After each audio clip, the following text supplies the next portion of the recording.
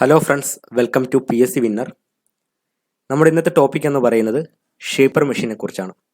Machine ടൂൾസിലെ ഒരു പ്രധാനപ്പെട്ട മെഷീനാണ് എന്തെന്ന് പറയുന്നത് ഈ ഷേപ്പർ മെഷീൻ. ധാരാളം ഓപ്പറേഷൻസ് നമുക്ക് ചെയ്യാൻ സാധിക്കും. അതോടൊപ്പം തന്നെ ഈ ഷേപ്പർ മെഷീനുമായി ബന്ധപ്പെട്ട് പ്രീവിയസ് ഇയറിൽ PSC ചോദിച്ച ക്വസ്റ്റ്യൻസും അതോടൊപ്പം തന്നെ ഇമ്പോർട്ടൻ്റ് ആയ കുറച്ച് കാര്യങ്ങളുമാണ് നമ്മൾ ഈ ഒരു വീഡിയോയിൽ ഡിസ്കസ് ചെയ്യാൻ പോകുന്നത്. അപ്പോൾ നമുക്ക് നേരിട്ട് ക്വസ്റ്റ്യൻസിലേക്ക് കടക്കാം. First question: In shaper, motion of a ram is option A rotary, option B reciprocating, option C forward motion only, option D backward motion only. Shaper മെഷീനിൽ റാമിൻ്റെ മോഷൻ എങ്ങനെയാണ് ചോദിച്ചത്. അപ്പോൾ നമുക്ക് അതിൻ്റെ ആൻസർ നോക്കാം. ഓപ്ഷൻ ബി റെസിപ്രോക്കേറ്റിംഗ് മോഷൻ ആണ്. അപ്പോൾ നമ്മൾ ഷേപ്പർ മെഷീൻ എന്താണ്, ഷേപ്പർ മെഷീൻ ഒരു കൺസ്ട്രക്ഷൻ മനസ്സിലാക്കാതെ നമ്മൾ ഈ ഒരു ക്വസ്റ്റ്യൻ മാത്രം പഠിച്ചു പോയി കഴിഞ്ഞാൽ നമുക്കത് ചിലപ്പോൾ മൈൻഡിൽ നിലനിൽക്കണമെന്നില്ല. അപ്പോൾ നമുക്ക് അതിൻ്റെ ഒരു കൺസ്ട്രക്ഷൻ കൂടി എന്ത് ചെയ്യാം, ഇതിൻ്റെ ഒപ്പം ഒന്ന് മനസ്സിലാക്കാം. അപ്പോൾ നിങ്ങൾ ഈ ഫിഗറിൽ കാണുന്നതാണ് ഒരു ഷേപ്പർ മെഷീൻ്റെ കൺസ്ട്രക്ഷൻ എന്ന് പറയുന്നത്. പ്രധാനപ്പെട്ട കുറച്ച് ഭാഗങ്ങൾ നമുക്കിപ്പോൾ എന്ത് ചെയ്യാം, ഒന്ന് മനസ്സിലാക്കാം. അപ്പോൾ നമുക്ക് ഏറ്റവും ഫൗണ്ടേഷൻ തന്നെ തുടങ്ങാം. ഈ കാണുന്ന ഭാഗം ഇതിനാണ് നമ്മൾ ബേസ് എന്ന് വിളിക്കുന്നത്. അതായത് ഒരു മെഷീൻ്റെ ഫുൾ വെയ്റ്റും സപ്പോർട്ട് ചെയ്ത് നിർത്തുന്നത് എവിടെയാണ്, ഈ ബേസിലാണ്. ബേസ് സാധാരണയായി നിർമ്മിച്ചിരിക്കുന്നത് കാസ്റ്റ് അയൺ കൊണ്ടാണ്. ഈ ബേസിൽ ഈ ഒരു വെർട്ടിക്കലായിട്ടുള്ള മെമ്പർ, ഇതിനെയാണ് നമ്മൾ എന്തെന്ന് വിളിക്കുന്നത്, കോളമൻ എന്ന് വിളിക്കുന്നത്. ഓക്കെ, അപ്പോൾ ഈ കോളമൻ്റെ അകത്താണ് നമ്മുടെ ഈ മെഷീൻ റൺ ചെയ്യാനുള്ള ഡ്രൈവിംഗ് മെക്കാനിസവും മോട്ടറും കാര്യങ്ങളൊക്കെ എന്തായിട്ടുള്ളത് അറ്റാച്ച് ചെയ്തിരിക്കുന്നത്. അപ്പോൾ ബേസും കോളമനും രണ്ടും നമുക്ക് ഇമ്പോർട്ടൻ്റ് ആണ്. അതോടൊപ്പം തന്നെ അടുത്തൊരു ഭാഗമാണ് ടേബിൾ എന്ന് പറയുന്നത്. ഇതാണ് എന്ത്, ടേബിളിൻ്റെ മുകളിലാണ് നമ്മൾ എന്ത് ചെയ്യുക, വർക്ക് ഹോൾഡിംഗ് ഡിവൈസും നമ്മുടെ വൈസ് പോലെയുള്ള ഹോൾഡിംഗ് ഡിവൈസൊക്കെ നമ്മൾ എന്ത് ചെയ്യുന്നത്, ഹോൾഡ് ചെയ്ത് നിർത്തുന്നത്. ഇനി മോസ്റ്റ് ഇമ്പോർട്ടൻ്റ് ആയ ആളിലേക്ക് നമ്മൾ കടക്കുകയാണ്. ആ കാണുന്ന ഭാഗമാണ് എന്ത്, റാം എന്ന് പറയുന്ന ആൾ. ഓക്കെ, ഈ ഒരു ഭാഗം തൊട്ട് ഈ ഒരു ഭാഗം വരെയാണ് നമ്മൾ എന്തെന്ന് വിളിക്കുന്നത്, റാം എന്ന് വിളിക്കുന്നത്. അപ്പോൾ ഈ റാം എങ്ങനെയാണ് മൂവ് ചെയ്യുക, ഇവിടെ ഒരു ഗേഡ് വേസ് ഉണ്ടാവും. ഗേഡ് വേസ് എന്ന് പറഞ്ഞാൽ അതിന് മൂവ് ചെയ്യാനുള്ളൊരു വഴി. ആ ഗേഡ് വേസിലൂടെ ഡോട്ടെയിൽ ഗേഡ് വേസ് ആണ് കൊടുക്കുക. ആ ഡോട്ടെയിൽ ഗേഡ് വേസിലൂടെ റാം എന്ത് ചെയ്യും, മുന്നോട്ടും പുറകിലോട്ടും പോകും. അപ്പോൾ ഈ ടൈപ്പ് മോഷനെയാണ് നമ്മൾ എന്തെന്ന് വിളിക്കുന്നത്, റെസിപ്രോക്കേറ്റിംഗ് മോഷൻ എന്ന് പറയുന്നത്. ഓക്കെ, മറന്നു പോകരുത്. എന്നാൽ റാമിൻ്റെ മുന്നിലുള്ള ഭാഗങ്ങൾ ഏതൊക്കെയാണ് നമുക്ക് നോക്കാം.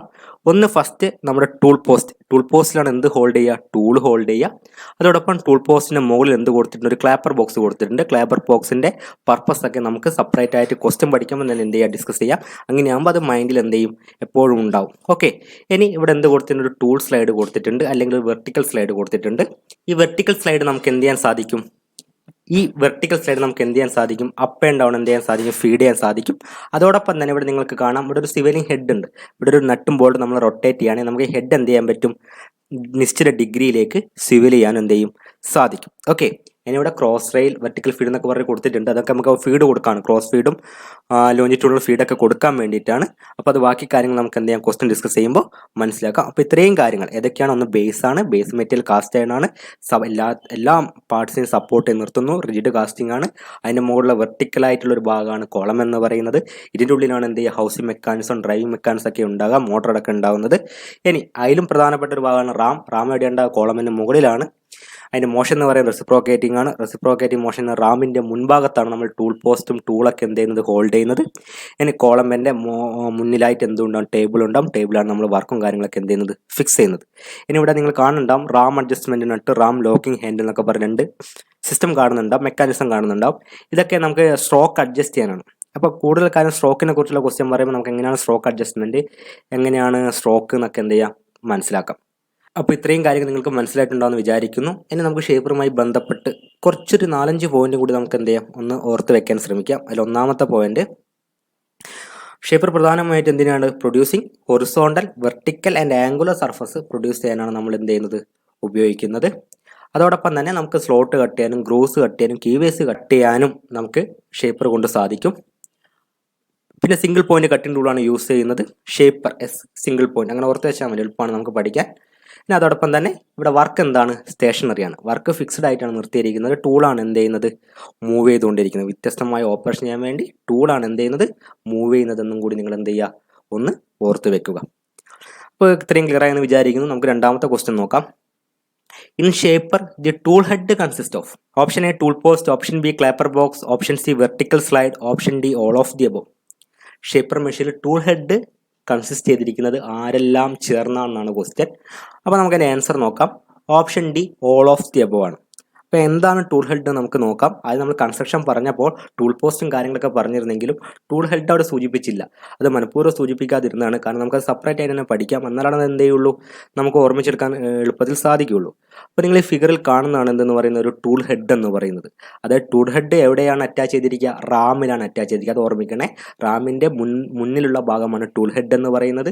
ഈ കാണുന്ന ഭാഗം ഇവിടെയാണ് എന്തെന്ന് പറയുന്നത് ടൂൾ പോസ്റ്റ് എന്ന് പറയുന്നത്. അപ്പോൾ നമ്മൾ ടൂൾ പോസ്റ്റ് എന്ന് ടൂള് പിടിപ്പിക്കുന്ന ഭാഗമാണ് ടൂൾ പോസ്റ്റ് എന്ന് പറയുന്നത്. അതിന് മുകളിലുള്ള ഭാഗമാണ് ക്ലാപ്പർ ബോക്സ് എന്ന് പറയുന്നത്. ക്ലാപ്പർ ബോക്സിന് മുകളിലുള്ള ഈ ഭാഗത്തെ നമ്മൾ എന്തെന്ന് വിളിക്കുന്നു? വെർട്ടിക്കൽ സ്ലൈഡ് എന്ന് വിളിക്കുന്നു. അപ്പോൾ ഈ 3 മെമ്പറും ചേർന്നാണ് എന്തെന്ന് പറയുന്നത് ടൂൾ ഹെഡ് എന്ന് പറയുന്നത്.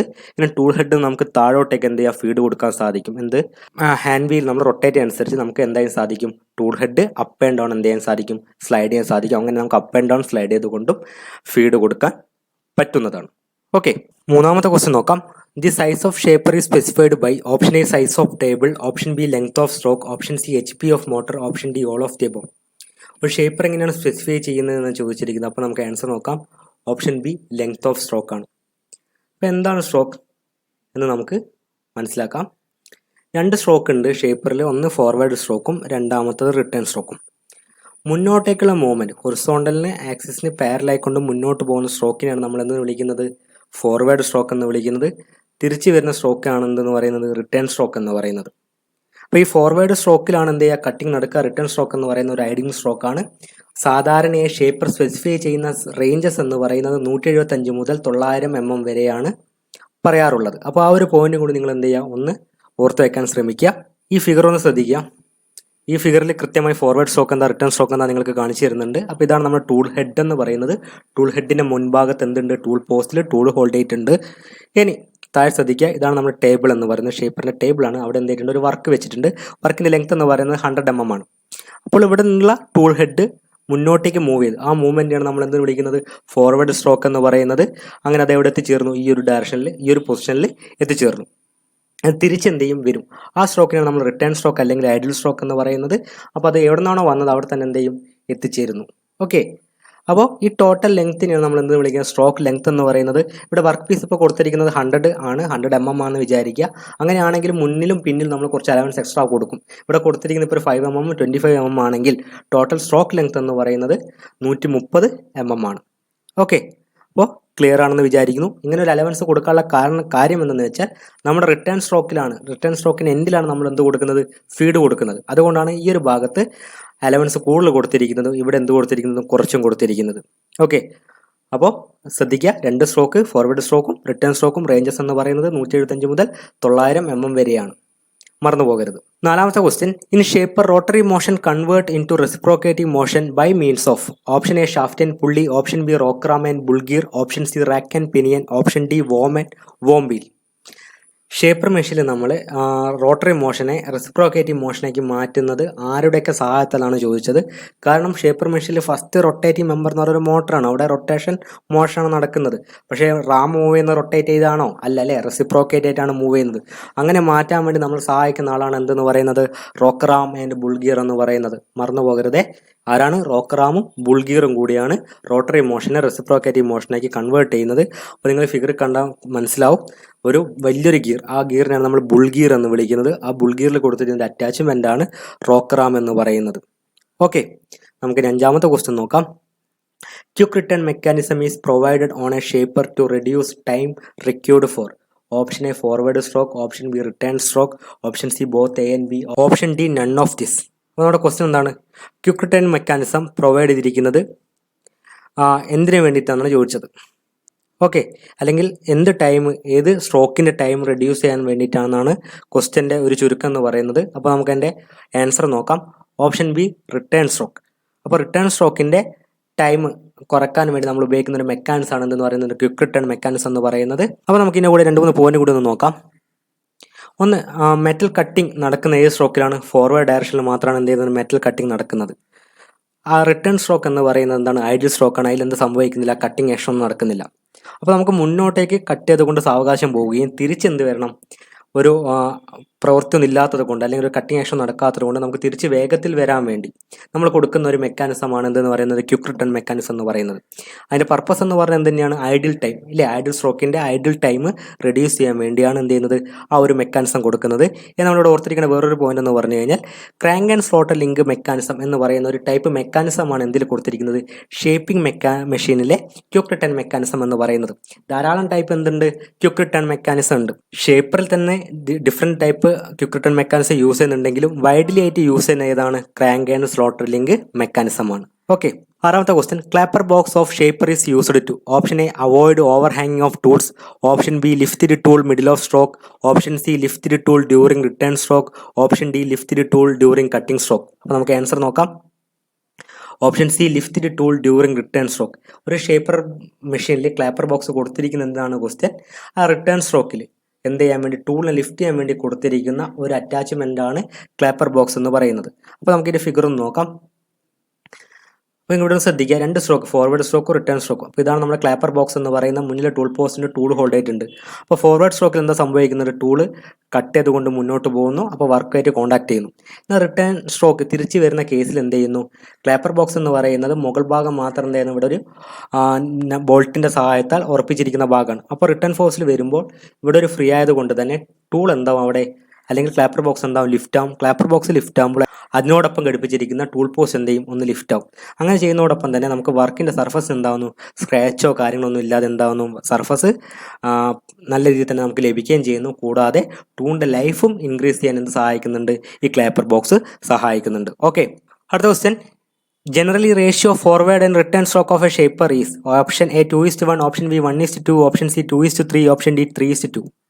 സാധാരണ ഒരു ഷേപ്പറിന് ഫോർവേഡ് ആൻഡ് റിട്ടേൺ സ്ട്രോക്കുകൾ തമ്മിലുള്ള റേഷ്യോ എത്രയാണെന്ന് ചോദിച്ചത്. നമുക്ക് ആൻസർ നോക്കാം. വളരെ ഇമ്പോർട്ടൻ്റ് ആണ്, നിരവധി തവണ ചോദിച്ചതാണ്. അപ്പോൾ ഒരു ഇമ്പോർട്ടൻസ് ഈ ഒരു ക്വസ്റ്റ്യൻ നിങ്ങൾ കൊടുക്കണം. ഓപ്ഷൻ ഡി 3:2 ആണ്. ഓക്കെ, അതിൻ്റെ ആംഗിൾ എന്ന് പറയുന്നത്, നമുക്ക് ഇതിൻ്റെ ആംഗിൾ നോക്കാം. 3:2 എന്ന് പറഞ്ഞു കഴിഞ്ഞാൽ നമ്മൾ സർക്കിളിനെ ശരിക്കും ഡിവൈഡ് ചെയ്തിട്ടാണ് എന്ത് ചെയ്യുന്നത്, ഈ ഒരു ക്വിക്ക് റിട്ടേൺ മെക്കാനിസം പ്രൊവൈഡ് ചെയ്യുന്നത്. അപ്പം മുന്നോട്ടേക്ക് 3-ലും പോകുന്നു, പുറകിലോട്ട് എത്രയിൽ വരുന്നു, 2-ൽ വരുന്നതാണ് ഈ ഒരു അനുപാതം കൊണ്ട് നമ്മൾ മനസ്സിലാക്കേണ്ടത്. അതായത് എൻ്റെ ആംഗിൾ എന്ന് പറയുന്നത് 216 ഡിഗ്രിയും 144 ഡിഗ്രിയുമാണ്. ഓക്കെ, അപ്പോൾ നമുക്ക് ഫിഗറിൻ്റെ സഹായത്തിൽ തന്നെ നോക്കാം. അപ്പോൾ നിങ്ങൾക്ക് കാണാം ആംഗിൾ ഓഫ് ഫോർവേഡ് സ്ട്രോക്ക് നോക്കൂ, ഇത്രയും സ്പേസിലെ അതാണ് എന്തെന്ന് പറയുന്നത് 216 ഡിഗ്രി എന്ന് പറയുന്നത്, θ1 എന്ന് പറയുന്നത്. ഇനി ആംഗിൾ ഓഫ് റിട്ടേൺ സ്ട്രോക്ക് എന്ന് പറയുന്നത് എത്ര എന്ന് പറയുന്നത് 144 ഡിഗ്രി എന്ന് പറയുന്നത്. ചില കേസിൽ ആംഗിൾ ചോദിക്കാറുണ്ട്, ചില കേസിൽ റേഷ്യോ ചോദിക്കാറുണ്ട്. അപ്പോൾ രണ്ടും കൂടി എന്ത് ചെയ്യുക, നിങ്ങളൊന്ന് പഠിച്ചു വെക്കുക. പിന്നെ സാധാ ചില മെഷീൻസൊക്കെ നമ്മൾ എന്തും കൊടുക്കാറുണ്ട്, 2:1 എന്നും കൊടുക്കാറുണ്ട് റേഷ്യോ. ഇനിയിപ്പോൾ ഓപ്ഷനിൽ 2:1 3:2 ഇതേപോലെ വരികയാണെങ്കിലും ആൻസർ എന്താ വരിക, 3:2 ആണ്. എന്നാൽ 3:2 ഇല്ലെങ്കിൽ നമുക്ക് ആൻസർ എന്തായിട്ട് എടുക്കാം, 2:1 ആയിട്ട് നമുക്ക് എന്ത് ചെയ്യാം. ഓക്കെ, അപ്പോൾ ഒരു കൺഫ്യൂഷൻ ഉണ്ടാകാൻ പാടില്ല. നമുക്ക് 8ാമത്തെ ക്വസ്റ്റ്യൻ നോക്കാം. The feed is always given at the dash of the return stroke. Option A starting, option B end, option C both A and B, option D none of the mentioned. നമ്മുടെ feed ഏത് return സ്ട്രോക്കിൻ്റെ ഏത് പോയിന്റിൽ വെച്ചാണ് കൊടുക്കാമെന്ന് ചോദിച്ചതാണ്. സ്റ്റാർട്ടിങ്ങിലാണോ, എൻഡിലാണോ, അല്ലെങ്കിൽ രണ്ടിലും കൂടിയാണോ എന്നൊക്കെയാണ് ഓപ്ഷൻ ഉള്ളത്. അപ്പോൾ നമുക്ക് ആൻസർ നോക്കാം. Option B end. റിട്ടേൺ സ്ട്രോക്കിൻ്റെ എൻഡിലാണ് നമ്മൾ എന്ത് കൊടുക്കുന്നത്, ഷേപ്പർ മെഷീനിൽ ഫീഡ് കൊടുക്കുന്നത്. നിരവധി തവണ ചോദിച്ചതാണ്, മറന്നു പോകരുത്. ഓക്കെ, നമ്മൾ ആദ്യം ഒരു ക്വസ്റ്റ്യൻ ഡിസ്കസ് ചെയ്യുമ്പോൾ പറഞ്ഞിരുന്നു കുറച്ച് അലവൻസ് നമ്മൾ റിട്ടേൺ സ്ട്രോക്കിൽ കൊടുക്കുന്നുണ്ട്. വർക്കും കഴിഞ്ഞ് നമ്മുടെ റാം എന്ത് ചെയ്യുന്നത്, കുറച്ചും കൂടി ദൂരം പുറകിലോട്ട് സഞ്ചരിക്കുന്നുണ്ട്. അങ്ങനെ പോകാൻ കാരണം എന്തിനു വേണ്ടിയിട്ടാണ്, നമുക്ക് ഫീഡ് കൊടുക്കാൻ വേണ്ടി ഒരു ടൈം നമുക്ക് ലഭിക്കാൻ വേണ്ടിയിട്ടാണ് അവിടെ കൂടുതൽ അലവൻസ് കൊടുക്കുന്നത്. അപ്പോൾ ഓർമ്മിക്കുക, ഒരു ഷേപ്പറിൽ ഫീഡ് കൊടുക്കുന്ന എപ്പോഴാണ്, റിട്ടേൺ സ്ട്രോക്കിൻ്റെ എൻഡിലാണ്. 9ാമത്തെ question, depth of cut may be given by dash. Option A tool head slide, option B lifting the table, option C both tool head slide or lifting the table, option D none of the mentioned. അപ്പോൾ നമ്മൾ depth of cut എത്ര ആദ്യം നമ്മൾ cut കൊടുക്കണമെന്ന് നമുക്ക് ഏതൊക്കെ രീതിയിൽ കൊടുക്കാമെന്നാണ് ചോദിച്ചത്. ടൂൾ ഹെഡ് സ്ലൈഡ് ചെയ്യിപ്പിച്ചാണോ, അല്ലെങ്കിൽ ലിഫ്റ്റിംഗ് ദി ടേബിൾ ആണോ, രണ്ടും കൂടിയാണോ എന്നൊക്കെയാണ്. അപ്പോൾ നമുക്ക് ആൻസർ നോക്കാം. Option C both tool head slide or lifting the table ആണ്. നമുക്ക് ടേബിൾ പൊക്കിയിട്ട് നമുക്ക് എന്ത് കൊടുക്കാം, ഡെപ്ത് ഓഫ് കട്ട് കൊടുക്കാം, അല്ലെങ്കിൽ ടൂൾ സ്ലൈഡ് അല്ലെങ്കിൽ വെർട്ടിക്കൽ സ്ലൈഡ്. നമ്മൾ 2ാമത്തെ ക്വസ്റ്റ്യൻ ഡിസ്കസ് ചെയ്തപ്പം പറഞ്ഞിരുന്നു, അത് നമുക്ക് എന്ത് ചെയ്യാൻ പറ്റും, വെർട്ടിക്കലായിട്ട് അപ്പ് ആൻഡ് ഡൗൺ മൂവ് ചെയ്യാൻ സാധിക്കും. അങ്ങനെ നമുക്ക് എന്ത് കൊടുക്കാൻ സാധിക്കും, ഡെപ്ത് ഓഫ് കട്ട് കൊടുക്കാൻ സാധിക്കുന്നതാണ്. 10ാമത്തെ ക്വസ്റ്റ്യൻ നോക്കാം. The hollow structure in shaper is known as option A column, option B base, option C table, option D tool head. ഒരു ഷേപ്പറിൻ്റെ ഹോളോ സ്ട്രക്ചർ എന്ന് അറിയപ്പെടുന്ന ആരാണെന്നാണ് ചോദിച്ചത്. അപ്പോൾ നമുക്ക് ആൻസർ നോക്കാം. എ കോളം എന്നാണ്. അപ്പോൾ ഫിഗറും ശ്രദ്ധിക്കുക. കാണുന്ന ഭാഗമാണ് എന്തെന്ന് പറയുന്നത്, കോളം എന്ന് പറയുന്നത്. ഇതിൻ്റെ അകത്താണ് ഡ്രൈവിംഗ് മെക്കാനിസം, ബുൾഗിയറും crank and slotted link mechanism, start മോട്ടറൊക്കെ നമ്മൾ എന്ത് ചെയ്തിട്ടുള്ളത് കൊടുത്തിരിക്കുന്നത്. അതോടൊപ്പം തന്നെ കോളമെന്ന് നിർമ്മിച്ചിരിക്കുന്ന മെറ്റീരിയൽ എന്ന് പറയുന്നത് ഇത് തന്നെയാണ്, കാസ്റ്റ് അയൺ തന്നെയാണ്. ഇനി കോളമെൻ്റെ മുകൾ ഭാഗത്താണ് എന്തുണ്ടാവുക, റാം ഉണ്ടാവുക, അടിയിൽ എന്താണ്, ബേസ് ആണ്. നമ്മൾ ഓൾറെഡി പറഞ്ഞ കാര്യമാണ്. അപ്പോൾ ഇത്രയും കാര്യങ്ങൾ നിങ്ങൾ കോളമെന്നെ കുറിച്ച് എന്താക്കണം, മനസ്സിലാക്കിയിരിക്കണം. അപ്പോൾ നമ്മൾ ഷേപ്പർ മെഷീനുമായി ബന്ധപ്പെട്ട 10 പ്രധാനപ്പെട്ട ക്വസ്റ്റ്യൻസ് PSC നിരവധി തവണ ചോദിച്ച ക്വസ്റ്റ്യൻ ഉൾപ്പെടെയാണ് നമ്മൾ ഇന്ന് എന്ത് ചെയ്ത് ഡിസ്കസ് ചെയ്തത്. അതുമായി ബന്ധപ്പെട്ട് ഇനി ചോദിക്കാൻ ചാൻസ് ഉള്ള പോയിന്റുകൾ നമ്മൾ എന്തുണ്ട് ഈ വീഡിയോയിൽ ഉൾപ്പെടുത്തിയിട്ടുണ്ട്. അപ്പോൾ നിങ്ങൾ നല്ല രീതിയിൽ എന്ത് ചെയ്യുക, അതൊക്കെ ഒന്ന് കണ്ട് മനസ്സിലാക്കാൻ ശ്രമിക്കുക. ഇനി നമുക്ക് അടുത്തൊരു പ്രധാനപ്പെട്ട ഒരു മെഷീൻ ടൂൾ എന്ന് സ്ലോട്ടറാണ്. ഇനി നമുക്ക് സ്ലോട്ടറിനെ കുറിച്ച് ഒന്ന് നോക്കാനുണ്ട്. ഷേപ്പർ പഠിച്ചു കഴിഞ്ഞാൽ സ്ലോട്ടർ പഠിക്കുന്നത് വളരെ എളുപ്പമുള്ളൊരു കാര്യമാണ്. അപ്പോൾ ഇന്നത്തെ ക്ലാസ്സിലൊക്കെ പറഞ്ഞ കാര്യങ്ങളൊക്കെ നിങ്ങൾക്ക് ഒരുവിധം മനസ്സിലായിട്ടുണ്ടാവുമെന്ന് വിചാരിക്കുന്നു. നമുക്കിനി അടുത്തൊരു മെഷീൻ ടൂളുമായി അടുത്ത ക്ലാസ്സിൽ എന്ത് ചെയ്യാം, വീണ്ടും കാണാം. Thanks for watching.